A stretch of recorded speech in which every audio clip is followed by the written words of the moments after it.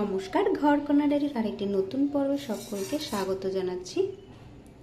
আজকে রাতে খাওয়ার জন্য আমি যেটা রান্না করব সেটাই আপনাদের সাথে শেয়ার করব। তা আজকে আমি ঘরে যে উপকরণগুলো আছে তাই দিয়ে একটু খিচুড়ি করব। তাই এখানে আমি নিয়েছি আতপ চাল, মুগ ডাল, এখানে সবজির মধ্যে আছে কাঁচকলা, আলু, কাঁকরোল, পেঁপে, এই কয়েকটা সবজি আছে। আর এখানে হলুদ লবণ দিয়ে নিয়েছি, সাথে দেওয়া আছে দারচিনি, এখানে চালের সাথে দেওয়া আছে দুটো লং, হলুদ লবণ, এখানে নিয়েছি বাদাম, কিশমিশ, আর এখানে নিয়েছি পাঁচফোড়ন। তা আমি আজকে খিচুড়িটা প্রেসার কুকারে করব। তার জন্য প্রেসার কুকারে তেল দিয়ে নিয়েছি, একটু সবজি এবং চালগুলোকে একটু হালকা ভেজে নিয়ে তারপর খিচুড়িটা রান্না করব। আর প্রেসার কুকারে রান্না করলে সবজিগুলোও নরম হয় আর চাল ডালটাও নরম হয়, খেতেও বেশ ভালো লাগে। তেল গরম হয়ে গিয়েছে আমার, আমি পাঁচফোড়নটা দিয়ে নিচ্ছি।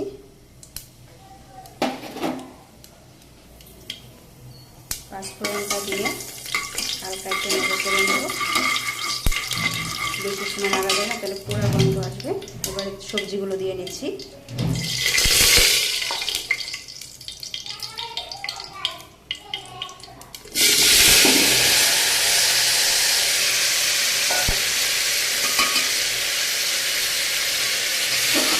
সবজিগুলোকে প্রথমে একটু নেড়ে করে নেবো হালকা। পাঁচফোড়নের থেকে খুব সুন্দর একটা তেল আসতেছে।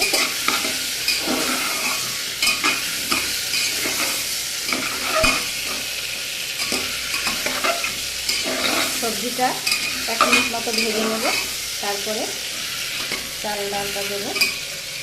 চাল এবং ডাল আমি বেশ খানিকটা সময় ধুয়েছি ভালো করে, তারপরে একটু ভিজিয়ে রেখেছিলাম, তারপরে জলটা ঝারিয়ে নিয়েছি। এবারে সবজিটাকে 1 মিনিট মতো ভেজে নেব, তারপর চাল ডালটা দেবো।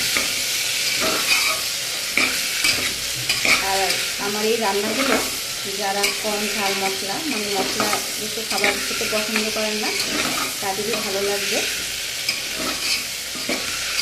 অনেকে আছেন খেতে পারেন না ঝাল মশলা, তারা এইভাবে করে খাবেন, ভালো লাগবে।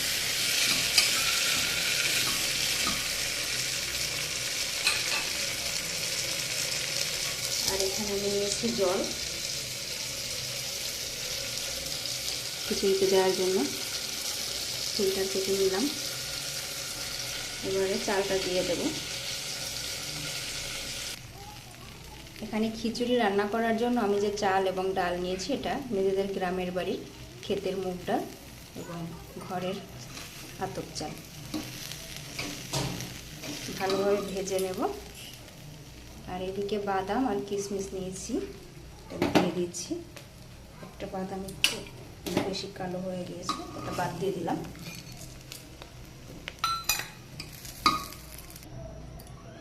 দেখুন খিচুড়িটাতে কিন্তু আমি জল দিয়ে দিয়েছি, জলটা পরিমাণ মতো বুঝে দিতে হবে। বেশি হলে প্রেসার কুকারে ঢাকনা দিলে উপচে পড়ে, তার জন্য পরিমাণটা বুঝে দিতে হবে। সব প্রেসার কুকার একরকম না, এরকম বুঝে জল দিতে হবে। যার প্রেসার কুকারে রান্না করে সেই বুঝে যে কতটা জল দিলে কী হবে, কীরকম হবে।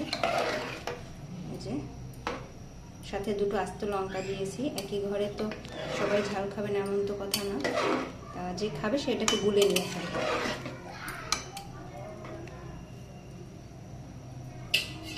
এবার এটা ফুটে উঠলে তারপরে আমি ঢাকনাটা দেব। দেখুন আমার খিচুড়ি টকবক করে ফুটতে শুরু করে দিয়েছে। এবারে আমি প্রেসার কুকার ঢাকনাটা দেব।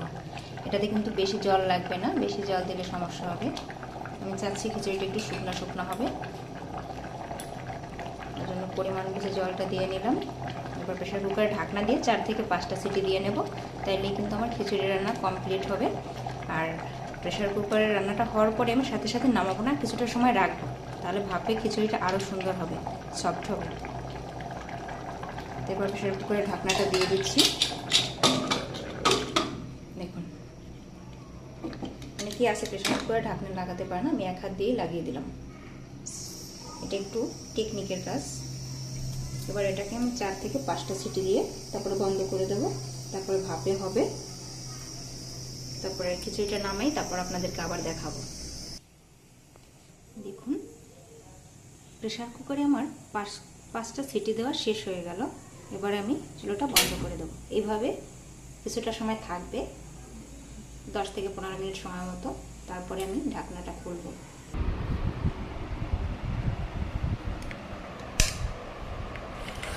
দেখুন আমার খিচুড়ি রান্না কমপ্লিট, একদম ঝুরঝুরে হয়েছে।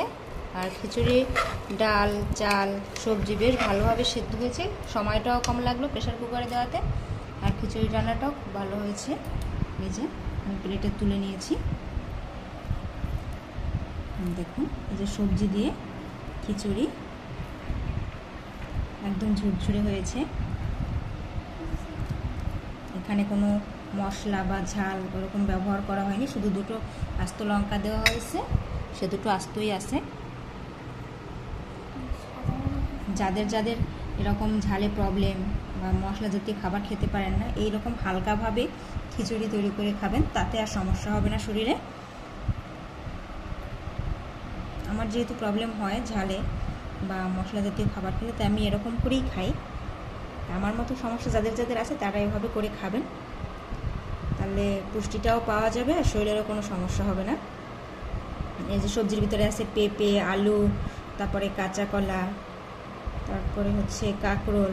যখন আর কি ঘরে যেরকম সবজি থাকে ওই রকম সবজি দিয়েই রান্নাটা করে নেওয়া যায়। আর ডালটাও ছিল নিজেদের ক্ষেতের, আর চাল তাও নিজেদের ক্ষেতের, আতপ চাল। দেখুন ডালও কিন্তু বেশ ভালোভাবেই সিদ্ধ হয়ে গেছে। প্রেসার কুকারে দিলে দেখা যায় আস্ত, আসলে ভিতরটা বেশ ভালোভাবেই সিদ্ধ হয়েছে। আর যেহেতু প্রেসার কুকারে ছিল, নাড়াচাড়া দেওয়া হয় না, এই জন্য ওইভাবে ঘেটে যায়নি। তা আমার এই খিচুড়ি রান্নার ভিডিওটা কেমন লাগলো অবশ্যই কমেন্ট করে জানাবেন। আর ভালো লাগলে ভিডিওটি লাইক, শেয়ার, সাবস্ক্রাইব করে দিবেন। আর ভিডিওটি দেখার জন্য সকলকে অসংখ্য ধন্যবাদ। সকলে ভালো থাকবেন, সকলের জন্য রইল শুভ কামনা।